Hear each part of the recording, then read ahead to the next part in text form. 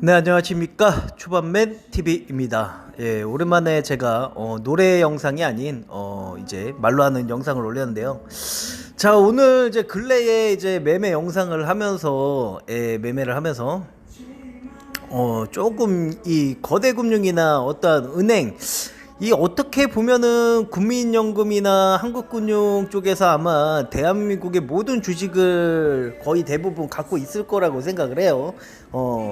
그러면 그 대한민국의 그 많은 주식 중에서 초반맨이 이 종목을 샀다 하면은 이 종목을 집중적으로 이제 돈을 못 벌게 매도를 치는 거죠. 예.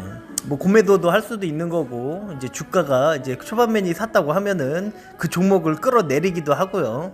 예, 그렇기 때문에 이제 매수한 종목은 공개를 하지 않아요. 예. 그래서 이제 1차적으로는 종목에 대해서 이제 여러 관여되는 분들이 있기 때문에 종목은 비공개로 하겠습니다. 어차피 요즘 그런 매매 때문에 조금 스트레스를 받아가지고 왜 내가 사는 종목에만 왜 관여를 하는지 이해를 못하겠습니다. 하여튼 자, 국내 코스피 이제 전체적인 저도 뉴스를 항상 보거든요. 그래서 이제 장이 끝나면은 좀 이제 어느 정도 이제 장사를 하다가 좀 시간이 나오면은 전체 실시간 속보나 뭐 주요 뉴스 뭐 이런 것들을 많이 봅니다. 뭐 해외 뉴스도 보고 해서 뭐 이렇게 보게 되면은 긴축, 침체, 뭐 공포 시장 뭐 이런 식으로 많이 나와 있고요. 이렇게 조금 실시간으로 이렇게 뜨는 것들 이렇게 해서 뭐 요번에 저기 뭐냐 금융투자협회 회장 금투협회 회장이 이제 서유석 님이 당선이 되셨습니다 라고 해가지고 이렇게 나왔는데요. 금융투자협회 해야 할 일이 산더미다.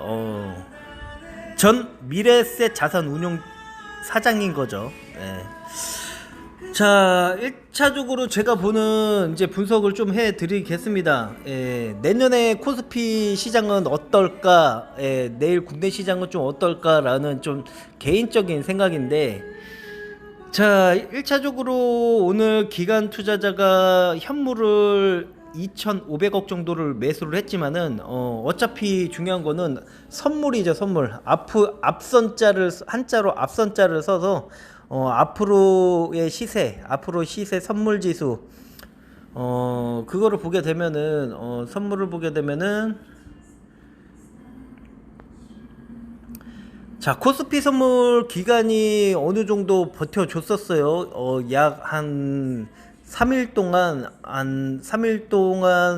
선물을 매수를 해주면서 버텼는데, 약 한 7천, 8천억 정도는 산 것 같아요. 7천, 8천억 정도를 샀다가 오늘 4천억 정도, 3,700억, 약 4천억 정도를 매도를 했습니다.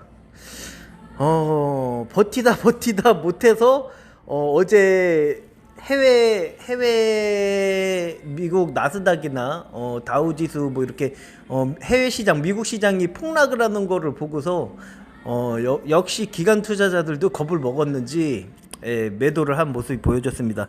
거의 한 최근에 한 8천억 정도를 매수를 했다면은 50% 가량 줄여놓은 상태로 보여질 것 같습니다.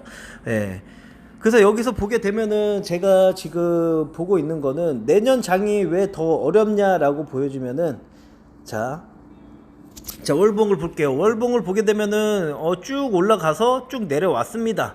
쭉 내려왔는데 중요한 거는 상승을 했다가 하락을 하게 되면은 조정이라는 구간이 와야 돼요. 상승도 어느 정도 상승을 해서 지금 이렇게 월봉이 쭉 빠진 거는 힘이 없다는 거거든요. 원래 급등주나 어떠한 주가가 상승을 하는 주식 같은 경우는 연봉이든 월봉이든 자 여기서 보게 되면은 지금 코스닥이나 코스피나 차트가 비슷할 거예요. 자, 월봉이 이렇게 쭉 올라갔다 쭉 빠졌어요. 근데 진짜 조금 힘이 있는 애들은 어떻게 된다면은 여기서 자, 영국 증시를 한번 볼게요. 자, 영국 같은 경우는 쭉 올라와서 횡보를 쭉 하는 거죠. 박스권에서 한국처럼 쭉 올라갔다가 쭉 내려가는 모습이 아니라 쭉 올라가서 횡보를 해준단 말이에요. 이게 좀 버틴다는 거죠. 근데 지금 영국 혼자 버티고 있다는 거. 예. 지금 미국 시장 같은 경우도 미국 시장 같은 경우도 쭉 올라갔다 쭉 빠졌을 거예요. 얘네는 안 빠졌네. 다우존스 같은 경우는 안 빠졌고요. 다우존스도 조금 강력한데, 예, 그래서 나스닥 같은 경우도 쭉 올라갔다가 쭉 빠지는 모습을 보여줬습니다. 그렇기 때문에 다우존스가 아직까지는 안 빠졌고요. 그리고 다우존스 쪽에 저기 뭐지, 편입되어 있는 종목들이 뭐 JP 모건이나 여러 가지 이제 뭐 골드만삭스, 그리고 은행 쪽이 조금 그나마 있어서, 그나마 조금 이제 대형주들이 있었기 때문에 조금 버텨지지 않았을까라고 좀 보여질 것 같고요.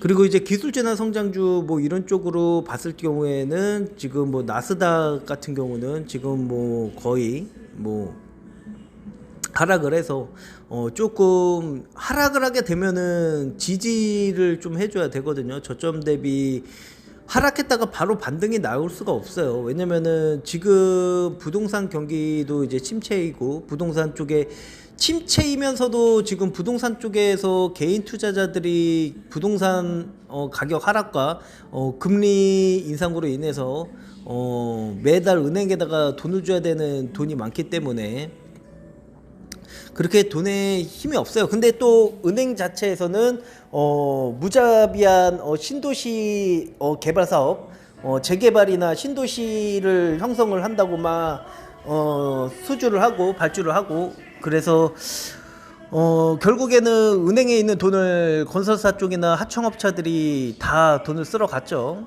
예, 그래서 그 돈은 또 누구한테 넘어갔는지 잘 모르겠지만, 예.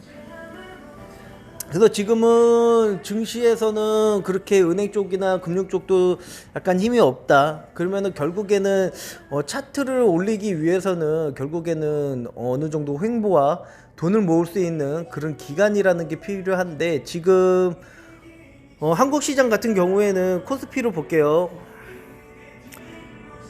코스피를 보게 되면은 지금 하락 기간이 몇 월 동안 하락을 했을까요? 1, 2, 3, 4, 5, 6, 7, 8, 9, 10, 11, 12, 13, 14, 15, 16, 17, 18 18개월 동안 주가가 하락을 했어요. 18개월 동안 주가가 하락하면서 개인 투자자들은 기관 투자자들은 구매도 포지션을 잡을 수 있기 때문에 구매도 포지션으로 숏으로 돈을 벌었을 거라고 생각을 하고요. 개인 투자자들은 구매도를 칠 수가 없으니까 그나마 대주나 이런 쪽으로 할 수 있는 엘리트 같은 그런 사람들은 증시 하락으로 숏으로 베팅을 해서 돈을 벌었을 거라고 생각을 합니다. 예, 상승으로 돈을 벌 수 없으면은 하락으로도 돈을 벌어야 하는 게 엘리트 그런 사람들의 매매 트레이딩이니까. 예.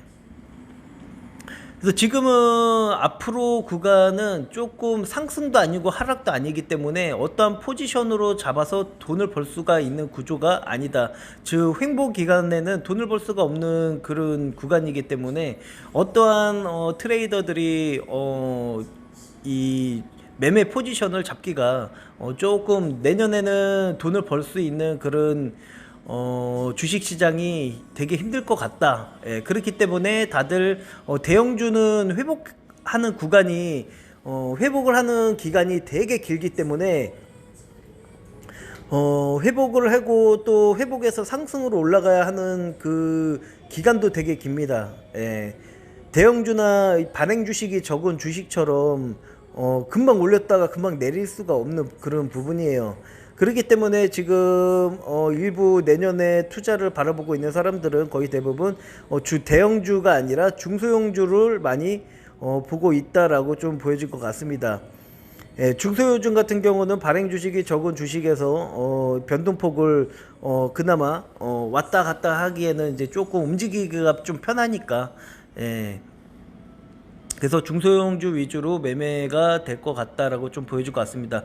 오히려 중소형주를 매매를 했을 때 수익률은 더 좋아질 거라고 좀 생각하고요. 대형주 같은 경우는 지속적으로 어느 정도 하향 곡선에 조정을 준다던가, 지금이 이거 같은 경우는 조정이 아니에요. 하락 조정이라고 보면 조정인데, 하락했다가 어느 정도 일정 기간을 이제 바닥을 다지는 그런 구간이 나와야 되는 건데, 갑작스럽게 끌어올리기에는 너무 개인 투자자들이 위쪽에서 물려있는 물량들이 많이 있기 때문에, 개인 투자자들이 어느 정도 이제 헐값에 주식을 매도를 하면은 그때 가서야 이제 주가를 올리지 않을까라고 좀 보여질 것 같습니다. 예, 지금 뭐 은행들이나 이런 쪽에서 이제 돈들이 많아서 개인의 손실을 받아줘 가면서 코스피 지수를 올릴 만한 여력이 없을 거라고 좀 보여질 것 같고요. 그만한 시간이 또 필요한 부분인 건데, 지금 18개월 동안 코스피가 하락을 했으면은 보통 18개월 동안 하락을 했으니까 하락 조정은 보통 1년으로 잡으면 될 것 같습니다. 뭐 아니면은 1년이 더 걸릴 수도 있을 것 같고요. 그 기간 동안에 저 같은 경우는 뭐 어차피 저 같은 경우는 지금 단타로만 조금 하고 있는 부분이기 때문에, 예, 그렇게 신경은 안 쓰이지만은, 그래서 지금 보게 되면은 내년 증시가 벌써 11분 정도 이야기를 한 것 같은데요. 그래서 내년 증시는 아무래도 요번에 배당락 이후 주가가 하락을 해서 1분기, 2분기를 거쳐서도 조금 힘들 것 같다라고 좀 보여줄 것 같고요. 저도 이제 1월달 정도 되면은 주식에 있는 자금을 어느 정도 빼서 조금 투자를 해야 될 곳이 생겨서, 그래서 그곳에다가 조금 투자를 해야 되는 게 있기 때문에 아마 자금을 조금 주식시장에서 돈을 빼서 다른 쪽에다가 투자를 해서 수익 구조를 만들어내지 않을까라고 좀 보여질 것 같습니다. 주식에서 돈을 벌 수가 없으면은 다른 쪽에서도 돈을 벌어야 하는 부분이기 때문에 계속적으로 어떻게 하면은 돈을 창출해낼 수 있을까라고 캐시 플로우를 계속적으로 생각해야 된다는 것입니다. 네, 그래서 이제 구독자분들도 이제 배당락이 얼마 안 남았죠. 이제 배당을 받으실 분들은 배당을 받아야 되는데, 배당을 받고 나서 이제 이 원래 적정 가치대로 배당락을 맞게 되면은 보통 한 7%에서 많게는 한 9%까지, 그리고 한 3개월 동안은 마이너스 한 23%까지 내려갈 수도 있으니까요. 예, 뭐 신용 같은 거 쓰지 말고 현금으로만, 배당을 받으실 분들은 현금으로만 배당 투자를 하시길 바랍니다. 예, 그래서 저 같은 경우는 배당을 받지 않을 거기 때문에 어느 정도 이제 비중을 줄여 놓은 상태고요. 네, 이상입니다. 주반맨 TV였습니다.